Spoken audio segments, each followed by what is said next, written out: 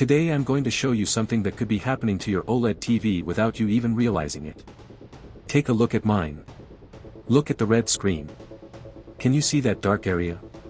And it's not just the red color. When we check other colors, it becomes even more obvious. For example, on blue it's not as noticeable. On light blue, you can start to see it a little more. It's harder to capture on camera, but in person it's much easier to spot.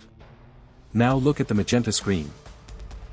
Part of the magenta color is also affected because it contains red. And when we get to yellow, things become even stranger. Instead of looking yellow, parts of it start looking green. That's actually how I first noticed something was wrong. I was watching one of my own videos and noticed that a yellow pipe looked slightly green. Then I started seeing it in other content too.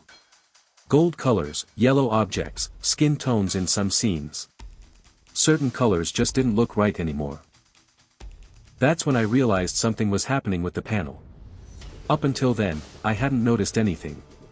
Unfortunately, by the time I discovered it, the warranty had already expired. That's why I'm making this video. At the end, I'll show you a simple screen test that you can run on your own TV. If your television is still under warranty and you discover a problem, you may be able to get it repaired before the warranty ends. Here you can see the issue a little closer. This isn't typical image burn-in from a logo or a static icon. Some people told me it might be burn-in, but I don't think that's the case. It's not the shape of a logo or a channel watermark.